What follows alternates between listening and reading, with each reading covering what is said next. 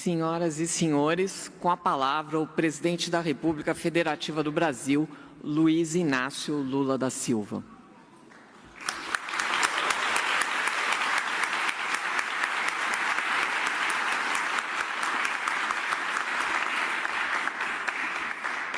Meu caro Laurent Saint-Martin, ministro delegado encarregado do Comércio Exterior da França, por meio de quem cumprimento as autoridades francesas, meu caro Márcio Elias Rosa, ministro interino do Desenvolvimento e Comércio, meu caro Jorge Viana, presidente da Apex, meu caro Ricardo Dabon, presidente da Confederação Nacional das Indústrias do Brasil, companheiros ministros que estão aqui, ministras, ministro das Relações Exteriores, ministro da Justiça, ministro de Portos e Aeroportos, ministro da Agricultura, que está muito feliz porque hoje o Brasil recebeu da Agência Nacional de Saúde Animal o certificado de que o Brasil, de 8,5 milhões de quilômetros quadrados, de mais de 250 milhões de cabeças de gado, recebeu o atestado de que o Brasil é um país livre de febre aftosa, sem vacinação.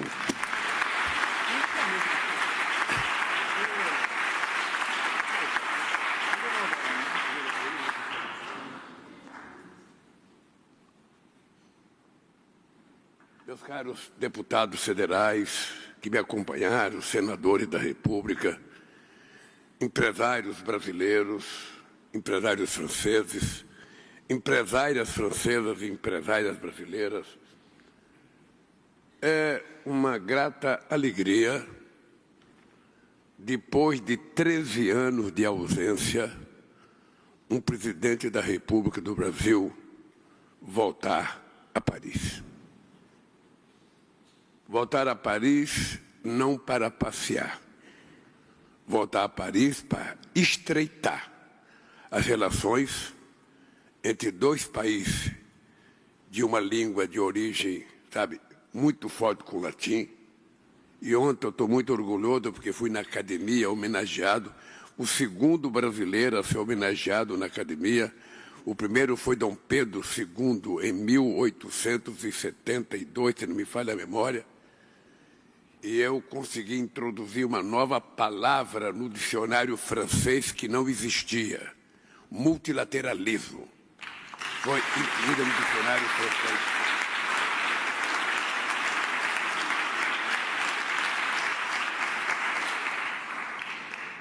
E depois tivemos uma bela reunião de trabalho com o presidente Macron. A reunião estava tão boa que quando a reunião terminou, eu falei: presidente Macron, abra o seu coração para o Brasil e vamos fazer um acordo União Europeia e Mercosul para que a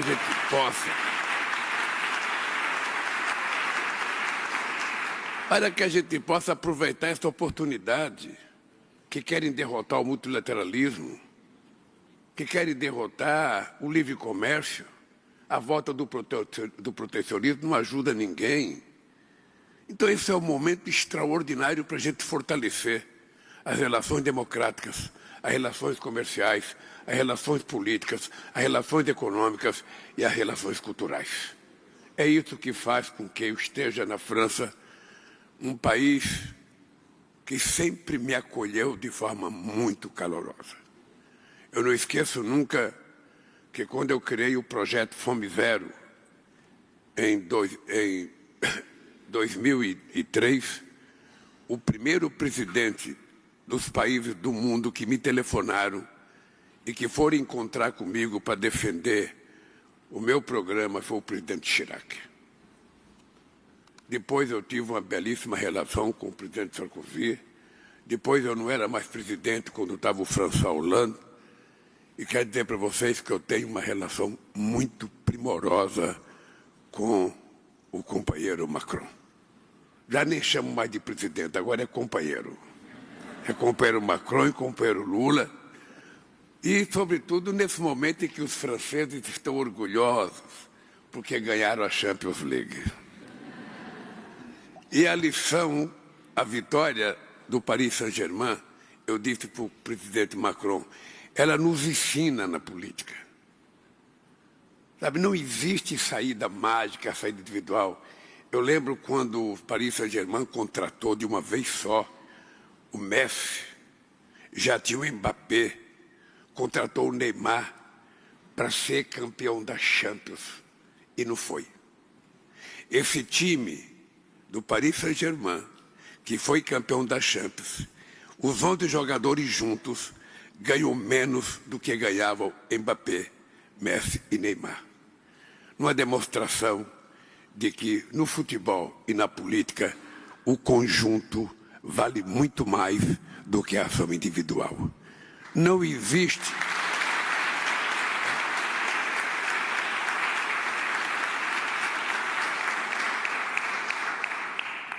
Quero aqui dizer que está o nosso embaixador André Correia, André Correia do Lago, que vai ser o presidente da COP30 no estado do Pará. Seria importante você levar para as pessoas saber quem você é, André.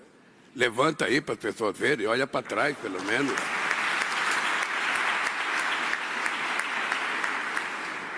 Bem, companheiros e companheiras, permitam chamá-los assim. Eu terminei uma reunião com os empresários franceses e saí convencido que são todos meus companheiros. Aliás, até na reunião que nós recebemos o certificado, sabe, até com os empresários do agronegócio, eu achei que ali estava todo mundo companheiro. A gente percebe que tem momentos na vida da gente em que as diferenças desaparecem quando os objetivos comuns são contemplados. E eu não poderia deixar de reconhecer o trabalho vigoroso que os empresários do agronegócio brasileiro tiveram durante 60 anos para que a gente conquistasse esse certificado. E a gente precisa aprender a reconhecer o sacrifício. Da mesma forma que foi muito orgulhoso fazer a reunião com os empresários franceses e ver os compromissos e o carinho que os empresários franceses têm com o Brasil. Eu acho que cabe à Confederação Nacional das Indústrias, cabe aos nossos ministros não deixarem para se reunir com os empresários quando eu vier aqui outra vez. É importante que a gente crie uma sistematização em que a gente possa, de tempos em tempos, escolher os empresários de vários países e reunir para tomar um café, para conversar, para saber qual é o problema, qual é a dificuldade, quais são as coisas boas que estão acontecendo, porque não tem explicação um país do tamanho da França e do tamanho do Brasil, com a economia da França, com a economia do Brasil, sabe, só ter um fluxo de comércio de 10 bilhões de dólares. Não tem nenhuma explicação. Não sei de quem que é a falha, se é minha, se é do Macron, se é dos outros governos, se são dos empresários. Porque o dado concreto é o seguinte: os ministros de comércio exterior não podem ficar sentados numa cadeira no ministério, tem que viajar.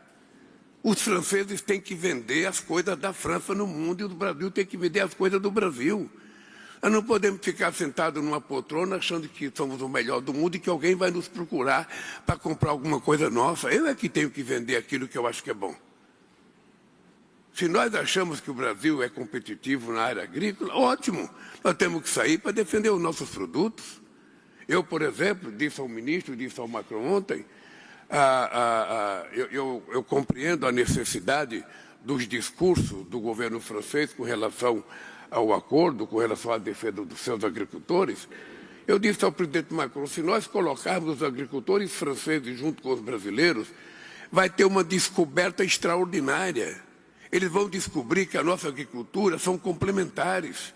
Uma não prejudica a outra. Ora, por que eu não posso comprar um franguinho francês e por que os franceses não podem comprar um franguinho brasileiro? Afinal de contas, comércio binacional é uma via de duas mãos. Eu compro e vendo. Eu exijo qualidade, mas eu ofereço qualidade. É preciso que a gente tenha essa abertura suficiente. Eu falei para o Macron, vamos juntar os nossos produtores que você vai ver que eles vão ter muito mais afinidade do que os nossos técnicos. Não é que eu esteja desmerecendo o técnico, não. O técnico é muito importante. São gente especialista, gente bem formada, gente muito qualificada. Mas nesse negócio de acordo, falta uma certa sensibilidade política, sensibilidade econômica, sensibilidade de interesses de quem produz. E é isso que nós precisamos mudar no nosso comportamento. Por isso eu estou otimista e disse ao presidente Macron, eu vou ser presidente do Mercosul, eu assumo a presidência do Mercosul dia 6 de julho e termino, acho que dia 6 de dezembro.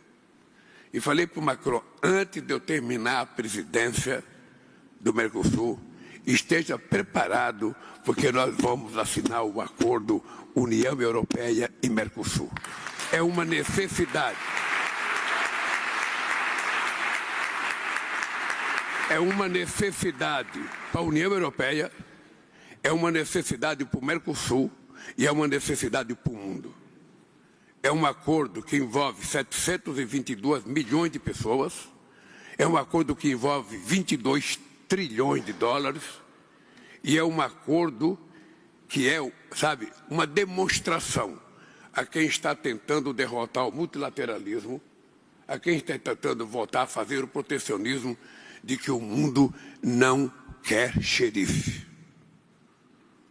O mundo não tem dono. Cada país é soberano e, de acordo com a sua soberania, faz aquilo que quiser sem que ninguém de outro país dê palpite ou impõe a taxação de forma desordenada a quebrar a harmonia de uma economia que já vinha funcionando bem. E depois nós não aceitamos mais uma nova Guerra Fria. Nós não queremos disputar entre China e Estados Unidos. Eu quero negócio com a China e quero negócio com os Estados Unidos. Eu quero negócio com a França e quero negócio com a Alemanha. A França tem que querer com o Brasil e querer com outro país da América do Sul. Nós não perdemos ter o direito de sermos donos, sabe, do comércio mundial. Por isso, eu tenho viajado muito o mundo e vou continuar viajando. E nós vamos fazer uma coisa no Brasil, dia, acho que 7, 8 e 9, eu acho que vai ser a primeira vez.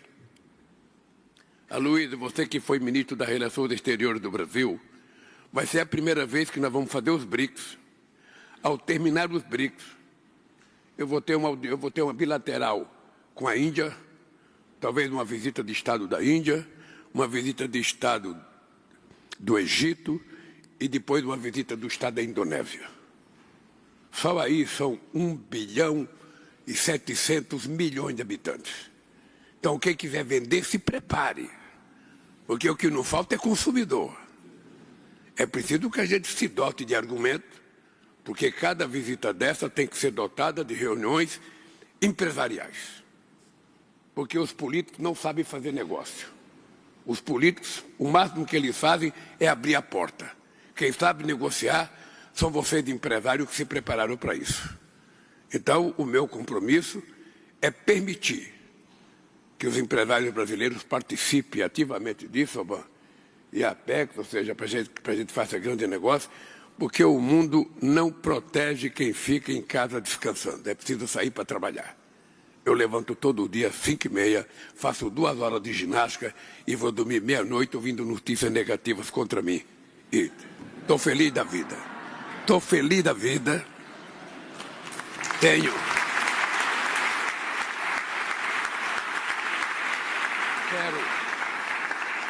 Quero agradecer a presença da imprensa brasileira, da imprensa francesa, e dizer para vocês, antes de ler o meu pequeno discurso aqui, que eu estou há muito tempo reivindicando a Deus o direito de viver 120 anos. Um dia, eu vi uma matéria numa revista de que já nasceu o homem que vai viver 120 anos. Então, me bateu uma ideia na cabeça, por que não eu? Pode ser eu. Se já nasceu, eu já nasci. E eu ainda sou privilegiado de ter nascido 4 meses depois que acabou a Segunda Guerra Mundial. Então vocês percebem que eu nasci para viver. E viver bem. Como eu acredito que exista um céu, deve ser muito bom, maravilhoso, mas eu prefiro ficar aqui na Terra. Eu, sinceramente, estou reivindicando a Deus. Me deixa aqui, porque eu tenho muita coisa para fazer. E por isso eu tento me cuidar, eu tento ser simpático, eu tento conversar bem com as pessoas, porque quem quer viver muito tempo não pode ser chato. Embora eu esteja sendo, não pode ficar falando coisas que desagradam as pessoas. Bem, iniciativas como essas contribuem enormemente para o adensamento das relações entre nossos países, ao trazer a dimensão empresarial para o centro da agenda bilateral. Estamos engajando o setor privado no avanço de projetos estratégicos vantajosos para os dois lados. Vocês sabem que há 13 anos um presidente do Brasil não foi à França. E quando um presidente da França tentou ir ao Brasil recentemente, o presidente do Brasil se escondeu para não recebê-lo. Uma vergonha, sabe, que não tem dimensão. Quando a presidenta Dilma Rousseff esteve em Paris em 2012, nosso intercâmbio atingiu seu ápice de 10 bilhões de dólares. Sinceramente, uma vergonha. É muito baixo. O Brasil com o Vietnã já tem 13 bilhões de fluxo de relação comercial. Então, vocês, empresários franceses, e vocês, empresários brasileiros, tratem de trabalhar, pô. Vamos sair daqui lançando um plano de meta. Nos próximos 10 anos vamos chegar a 20 bilhões. E trabalhar para isso, porque se não tiver plano de meta e a gente só fizer as coisas quando a natureza permitir, não dá certo. Nós temos que forçar, tentar garimpar, descobrir as oportunidades. E posso dizer para vocês, em se tratando da transição energética e da transição climática, poucos países no mundo oferecerão as oportunidades que o Brasil está oferecendo. Poucos. Nós não queremos ser o melhor, mas queremos apenas ser o maior. É isso que está na nossa cabeça e esse é o objetivo do governo. Bom, desde a vinda da presidenta Dilma, nós não conseguimos retomar nem os 10 bilhões. Meu governo está determinado a recuperar o tempo perdido e levar nosso comércio à altura da parceria estratégica com a França. É com esse propósito que trouxe em minha comitiva ministros, governador, aliás, governador, eu vi a cara do governador Brandão do Maranhão aqui presente. Obrigado por ter vindo nessa reunião, companheiro Brandão. Essa parceria é estratégica porque tem vocação para estimular a pesquisa, a inovação, a produtividade e a competitividade. É com muito orgulho que acabo de participar da cerimônia de certificação, já falei isso, do Brasil pela Organização Mundial da Saúde Animal. O sistema de sanidade da agropecuária brasileira é exemplo para o mundo. Tem muita gente que às vezes eu vejo no jornal que tal país não quer importar tal coisa do Brasil porque tem problema. Eu queria dizer aos empresários franceses, não acreditam no que eu estou falando.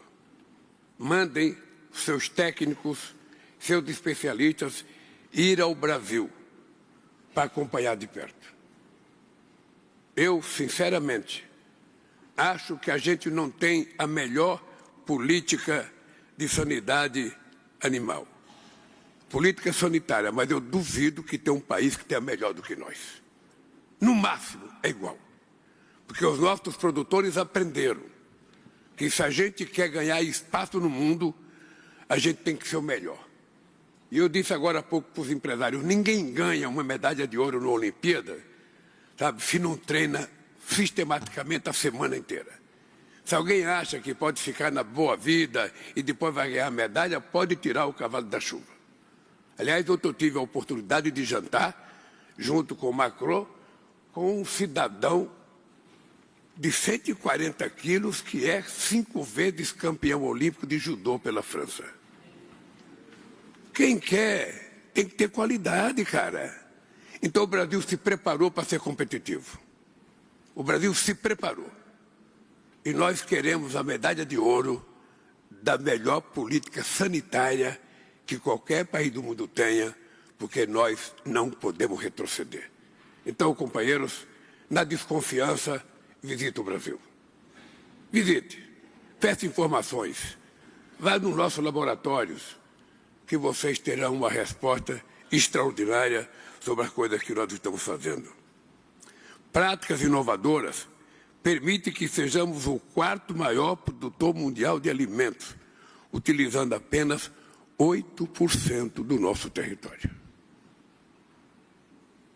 E nós agora, para cumprir as exigências que as mudanças climáticas estão a exigir, nós estamos com uma política muito séria de recuperação de terras degradadas, o equivalente a quase 60 milhões de hectares de terra, que nós queremos disponibilizar para as pessoas recuperar, plantar, sem precisar devastar a floresta que está em pé.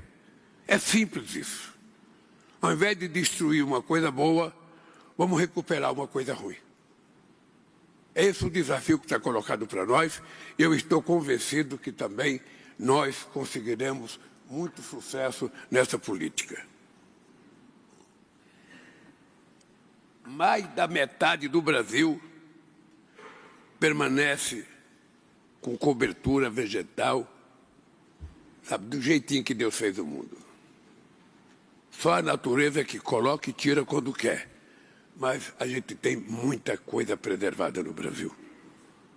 Com o Programa Nacional de Recuperação de Pastagens Degradadas, vamos ampliar a produção sem cortar uma única árvore. Nossa indústria também é competitiva em vários setores de elevado conteúdo tecnológico. Projetos bilaterais, como o Programa de Submarinos em Itaguaí ou a Fábrica de Helicópteros de Itajubá, têm enorme potencial transformador. Aprofundar a integração dessas e de outras cadeias de valor permitirá gerar mais emprego, mais renda para os dois lados, franceses e brasileiros. Meu governo está recuperando a capacidade de planejamento do Estado brasileiro e priorizando a reindustrialização. O meu comandante da Marinha, o almirante Olsen, veio nessa viagem porque nós estamos concluindo definitivamente o acordo com os franceses para a gente produzir o navio de propulsão nuclear em parceria com a França. Isso foi um acordo feito com o presidente Sarkozy e nós esperamos concluir o mais rápido possível, porque o Brasil, além de ter uma costa marítima de 8.000 quilômetros, o Brasil tem responsabilidade de 5.700.000 quilômetros quadrados de mar. Nós temos muita água para tomar conta além da nossa. E não dá para ir de canoa. Não dá. Então nós temos que ter um submarino, sabe, desses que somente as potências mundiais têm. E por isso nós estamos. E também helicópteros. Nós queremos fazer uma grande compra de helicópteros em parceria com os governos dos estados, para que a gente cuide da segurança pública dos estados, para que a gente cuide do desmatamento, sabe, dos incêndios nas florestas brasileiras e para que a gente cuide da nossa defesa. O Brasil é um país, sabe, que além desse território imenso que o Brasil tem, a riqueza mineral, a riqueza do oceano, e a gente não tem efetivamente uma preparação de uma potência para cuidar disso, por isso nós precisamos produzir helicóptero no Brasil, com a França, para vender para a América Latina. Esse é o nosso desejo. Por isso é que nós estamos discutindo, quem sabe quando o Macron for para lá na COP, a gente já tenha esse acordo para a gente assinar e começar a fazer com que a fábrica da Elibras, na cidade mineira de Itajubá, se transforme numa grande fábrica construtora de helicóptero. O acordo que a Fiocruz celebrou com a Sanofi e o Instituto Pasteur hoje associam pesquisa e produção, demonstrando o dinamismo e a capacidade do complexo industrial da saúde. Nossa indústria cultural também floresce. O premiado Cinema Nacional, celebrado no Oscar e no Festival de Cannes, confirma o talento da nossa gente. É importante dizer para vocês uma coisa que eu acho muito séria. O Brasil é um único país do mundo com mais de 100 milhões de habitantes que tem um sistema único de saúde, aprovado na Constituição de 1988. Este sistema de saúde único sempre foi muito atacado por setores privados que não se conformavam com o nosso sistema único. Quando veio a Covid, se não fosse esse sistema único, a gente teria perdido muito mais gente do que perdemos. E o que é mais importante é que um país que tem 215 milhões de habitantes, que tem um sistema único de saúde que dá atendimento à grande maioria da população, ou seja, ele precisa de uma indústria de saúde muito forte. E é por isso que dentro dessa nova indústria Brasil, a gente tem um capítulo especial sobre a indústria da saúde para comprar máquina sofisticada, para produzir no Brasil máquina sofisticada e para produzir todos os remédios que nós precisamos. Porque no Brasil, 41 remédios de uso contínuo são doados de graça para as pessoas. De graça, a pessoa sai do médico, leva o remédio. E mais ainda, agora estamos criando um programa de saúde chamado Agora Tem Especialista, que é garantir às pessoas mais humildes do país que quando ele fizer a sua primeira consulta, que o médico dizer que ele tem que procurar um especialista, ele vai ter um especialista logo, e quando o especialista disser que ele tem que fazer uma ressonância magnética, ele não pode esperar 11 meses, 10 meses, 12 meses. Nós queremos que seja imediatamente. E por isso nós estamos acreditando muito de que essa indústria da saúde será uma coisa extraordinária, sobretudo num país que tem um instituto como a Fiocruz, sabe, que tem um instituto, sabe, da maior qualidade, e eu acho que nós vamos ter sucesso. Eu fui na China há poucos dias atrás e fizemos acordo para produzir muitas máquinas importantes dentro do Brasil. Nós vamos resolver um problema sério, porque o pobre, antes recebia a receita do médico, levava para casa, põe em cima do criado e morria sem ter dinheiro para comprar o remédio. Nós começamos a dar remédio de graça. Mas então agora eu tomo remédio, mas vai no especialista. Como não tem especialista, ele morre sem ter um especialista. E eu quero que as pessoas tenham, na área da saúde, um tratamento muito respeitoso. E aí eu tenho certeza que essa indústria da saúde vai crescer de forma extraordinária. Na indústria cultural, também floresce. Vocês sabem que nós estamos fazendo uma coisa extraordinária. Esse motivo do orgulho do Brasil ganhar um Oscar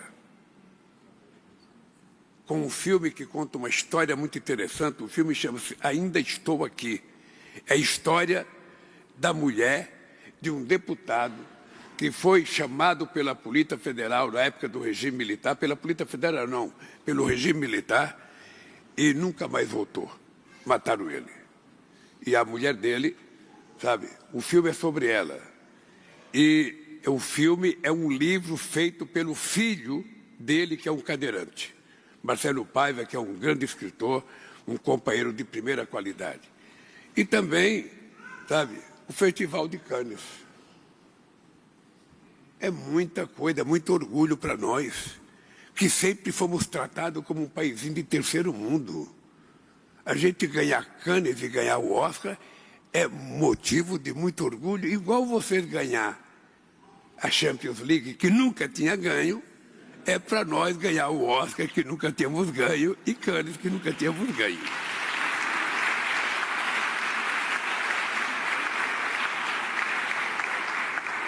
Bem, as centenas de eventos e atividades das Jornadas Culturais Cruzadas que fazem o Brasil neste ano ampliarão o conhecimento recíproco e o turismo.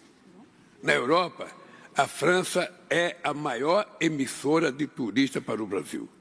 Nos últimos 2 anos, o número de turistas franceses que visitam o nosso país cresceu 80%. Mas aqui também não vale. Esse 80%, quem colocou aqui certamente foi para me agradar. Porque 80% sobre o quê? Você sabe, então é o seguinte. Da próxima vez, coloca o número efetivo de turista. Porque uma coisa é 80% sobre 1.000, outra coisa é 80% sobre 100, outra coisa é 80% sobre 10. E eu não sei quantos turistas franceses iriam ao Brasil. Mas eu posso dizer para vocês que a França é um país que tem na sua economia o turismo como um dos pilares mais fortes. Porque vocês têm história. São milhares de anos de história. Nós não temos história.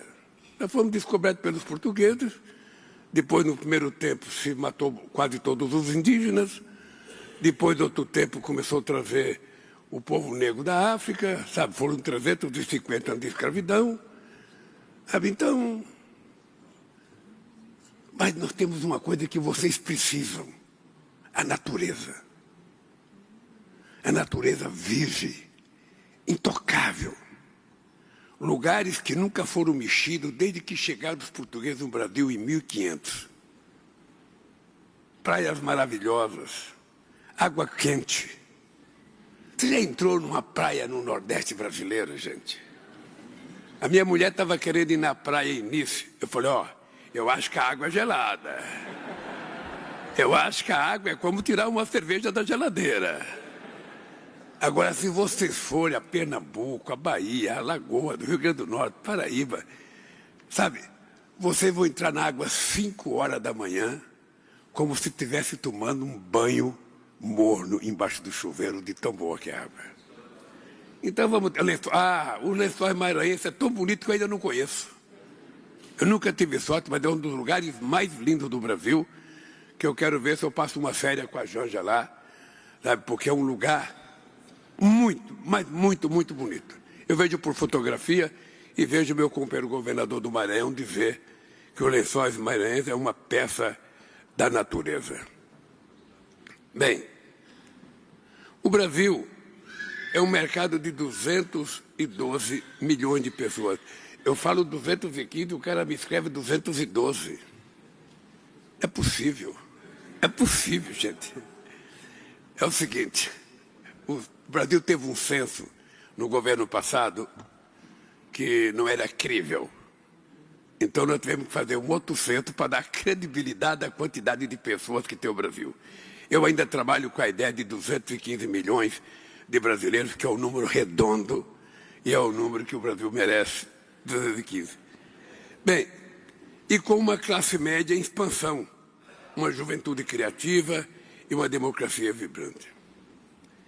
Contrariando os pessimistas nos mercados internacionais, nos últimos 2 anos o Brasil cresceu acima de 3%. Vocês podem falar assim, esse Lula, esse cara vem aqui falar que o Brasil cresceu 3%, o que é 3%? Quanto é que cresceu a França? Poucos países cresceram mais que 3%.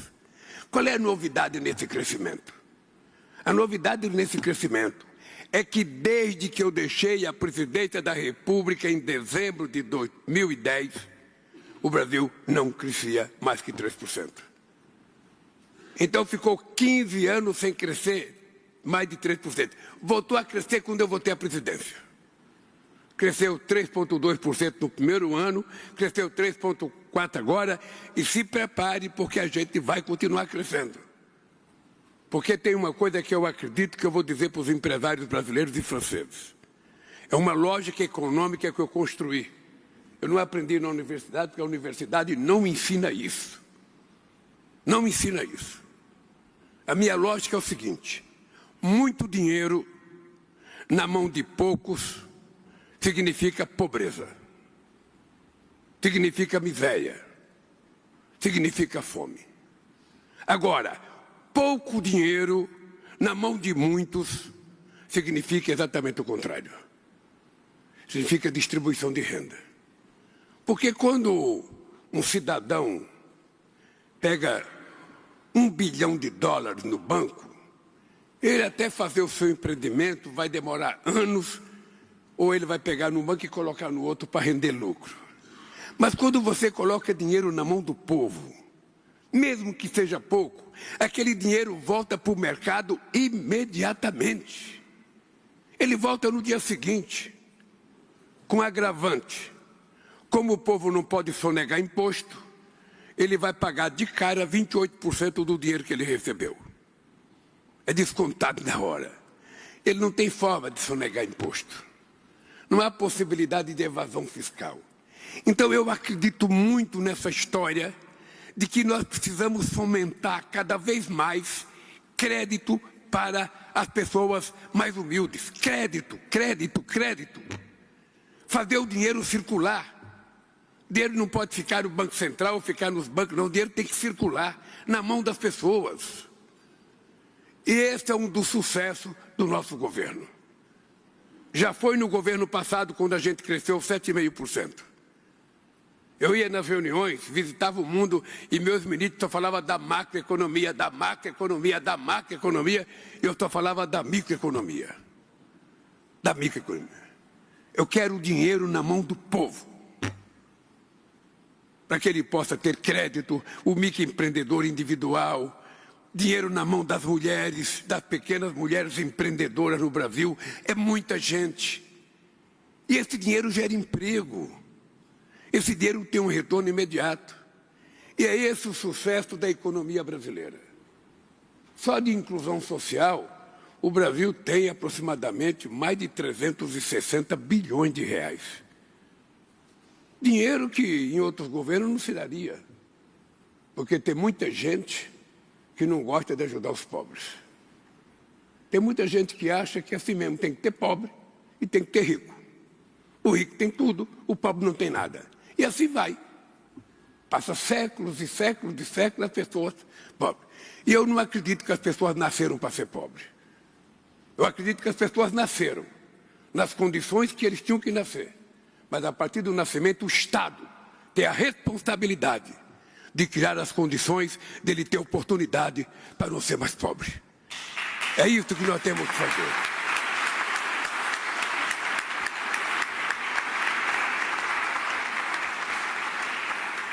Bem, companheiros, eu estou muito preocupado porque em um mundo cada vez mais complexo e que vê o retorno do protecionismo, é fundamental que parceiros históricos se unam para enfrentar as incertezas e as instabilidades da economia global. Eu estou seguro, mas estou mesmo, de que nós vamos concluir o acordo União Europeia-Mercosul, que não vai dar resultados imediatos para nós, não. E vai demorar, porque nada acontece de imediato. Mas o exemplo que a gente vai dar, vai ser um exemplo muito importante. Por isso, eu vou tirar proveito da minha relação de amizade com o Macron e vou toda semana ligar para o Macron. Macron, meu amigo, Macron, meu companheiro, vamos fazer negócio, Macron, nada, vai sair. Aí, quando sair, eu volto a Paris. Aí sim, nós vamos fazer o acordo definitivo. Eu tenho a certeza, eu já falei para vocês, de que, ontem eu falei para o presidente Macron, vamos chamar um grupo de pessoas ligadas à agricultura francesa, um grupo de pessoas ligadas à agricultura brasileira, e vamos colocar numa mesa. Vamos colocar numa mesa para conversar.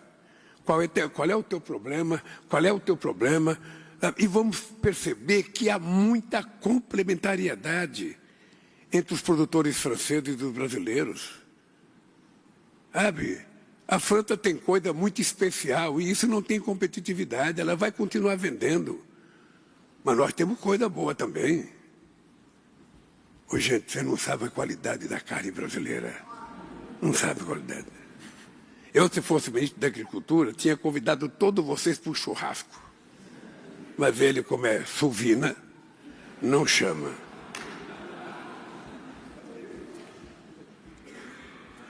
Outra coisa que eu tenho falado para o companheiro Macron, pelo amor de Deus, Macron, você precisa falar para os franceses que os franceses são um país amazônico. Os franceses não sabem que a maior fronteira da França no mundo é com o Brasil. Ninguém sabe. E mais, com o Brasil amazônico. Não é com o Brasil urbano, não, é com o Brasil amazônico. Eu cheguei a propor para o Sarkozy a gente criar uma universidade entre os dois estados, Amapá e a França, para que a gente pudesse discutir, sabe, a riqueza da nossa biodiversidade. Não foi possível, mas nós vamos criar um instituto logo, logo, porque se faz necessário. Bem, companheiros e companheiras, eu queria ir terminando dizendo para vocês que eu espero que vocês compareçam na COP30 no Brasil.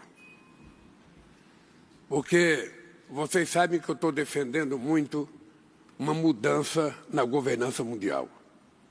Nós não temos governança mundial hoje. A ONU não representa quase nada mais. Nenhuma decisão da ONU é cumprida. E os 5 países que são membros permanentes do Conselho de Segurança também não obedecem à ONU. Então, fica o Putin fazendo guerra com a Ucrânia sem decidir na ONU. Os Estados Unidos invadem o Iraque sem decidir na ONU. A França e a Inglaterra vão para a Líbia sem passar pela ONU. O que passa pela ONU? A ONU criou o Estado de Israel em 1947. Por que não criou o Estado palestino agora? Porque não tem força. A geopolítica...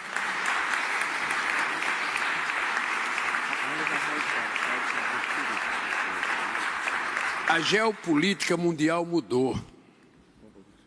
Por que não tem no Conselho de Segurança da ONU um país do tamanho do Brasil? Do México? Por que não tem uma Índia? Por que não tem uma Etiópia? Tem 126 milhões de habitantes. Uma Nigéria tem 216 milhões de habitantes. Um Egito tem 100 milhões de habitantes. Todas essas pessoas estão fora. A Alemanha está fora. O Japão está fora porque a China não quer. A Alemanha está fora porque eu não sei o que quer. Gente, não funciona assim. Vamos entender, não existe mais a ONU que foi criada depois da Segunda Guerra Mundial. É preciso que a gente abra a nossa cabeça para entender que a ONU precisa voltar a ser representativa. Quando a gente decide alguma coisa na COP30, como se discutiu o Acordo de Paris, as pessoas não cumprem. E qual é a punição que eles têm? Nenhuma.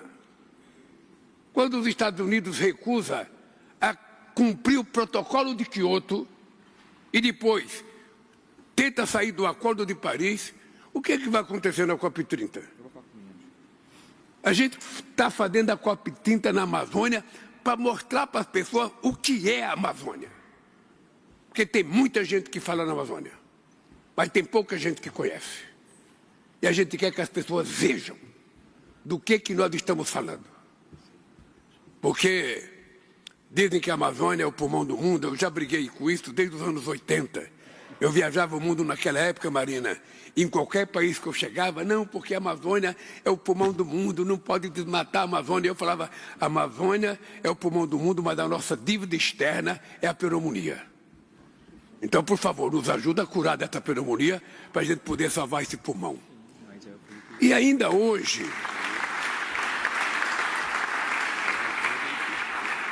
agora as florestas continuam sendo o pulmão do mundo, mas a pobreza é a desgraça do mundo.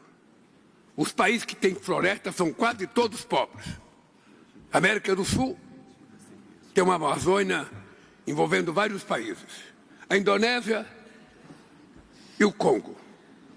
Onde mais tem floresta? E depois, os países mais ricos têm que compreender que eles têm um passivo histórico.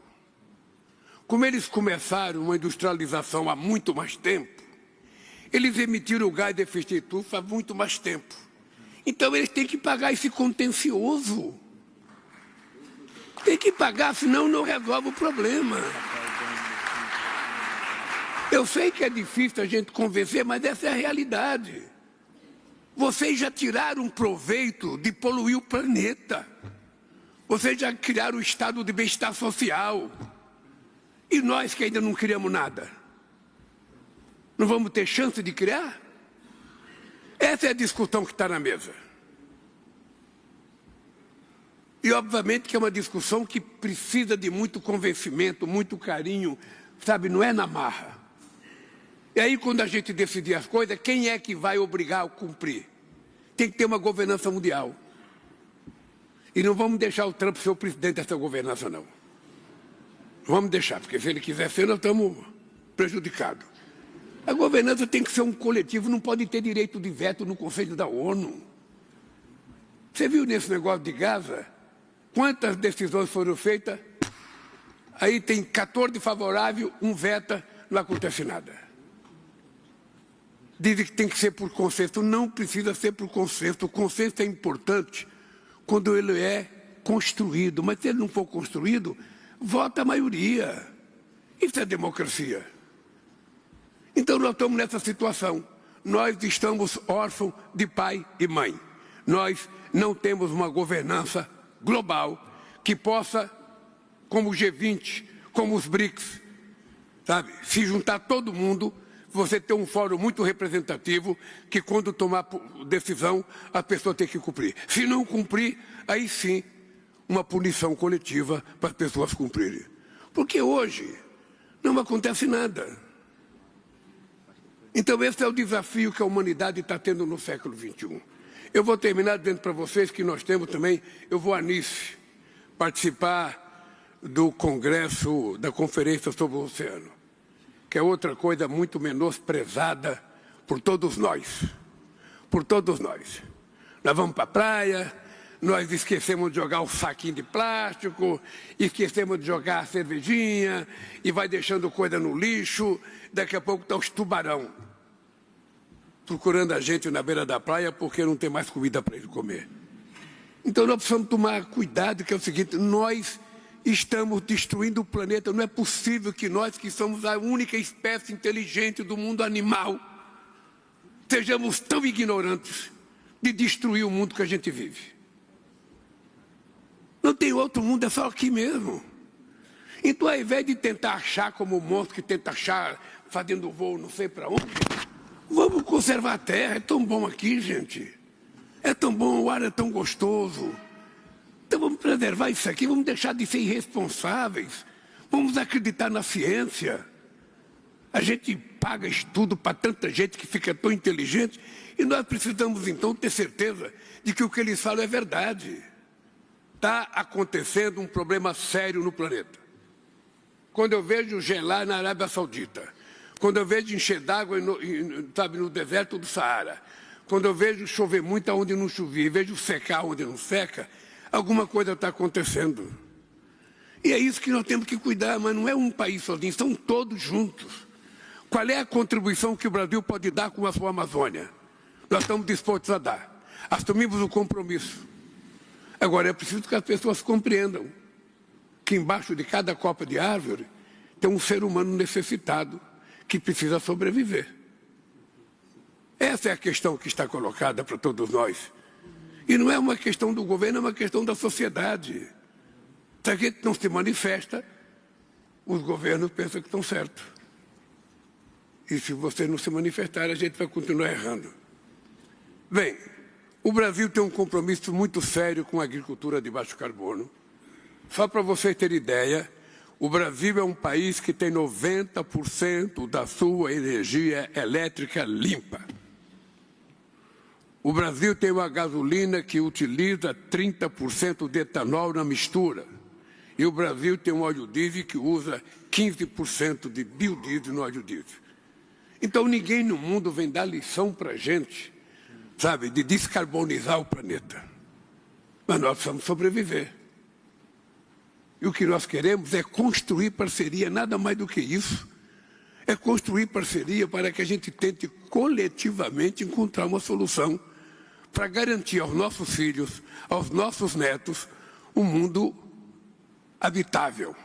Porque se a caloria ultrapassar 1,5 graus e chegar a 4, como estava previsto antes do Acordo de Paris, nós iremos pagar um preço muito alto. Bom, dito isso, queridos companheiros e companheiras, eu estou pulando as páginas aqui para acabar logo o meu discurso, porque eu já improvisei demais. Eu queria dizer para vocês que eu tenho um compromisso de vida na luta contra a desigualdade. qualquer desigualdade. A desigualdade, sabe, racial, de gênero, da saúde, da educação, do salário, do emprego. No Brasil, nós aprovamos uma lei em que mulher e homem recebem o mesmo salário se exercerem a mesma função. Se der o trabalho igual. Mas nós temos que ir para a justiça, porque a lei, sabe, todos os empresários questionam. Então, como é que a gente acaba com o preconceito? Como é que eu vejo nos jornais? A Europa está se preparando, se armando. Não sei que país colocou 800 bilhões de dólares para comprar armas. Foi a União Europeia toda. O Japão volta a comprar arma. O mundo gastou ano passado 2 trilhões e 700 bilhões de dólares de armas. E, ao mesmo tempo, nos nossos olhos, o Haiti está sendo destruído pela fome. 733 milhões de pessoas no planeta Terra vão dormir toda noite sem ter certeza de que no dia seguinte terão um café com leite e um pão para tomar. Isso não é capaz de indignar a gente? Olha, se isso não for capaz de indignar a gente, sinceramente, eu acho que a humanidade precisa ser revista. Aliás, precisa mesmo. Porque hoje, muitos de nós estamos sendo algoritmos. Nós não pensamos mais, nós falamos do celular, manda a gente fazer. Não é assim? Quantas horas vocês passam com o dedo no celular, procurando notícia que nem interessa para vocês? Quantas horas? Não é verdade? E nós ainda estamos inventando uma coisa chamada inteligência artificial. Imagina o que vai ser uma campanha eleitoral com inteligência artificial. 100% de mentira. 100% de mentira. Isso é inteligência artificial. É tudo o que dizem que é. Eu fico com medo, porque para que o ser humano, então? Nós vamos ser descartados. O cara vai olhar para mim e falar, esse Lula, eu vou querer um presidente pela inteligência artificial.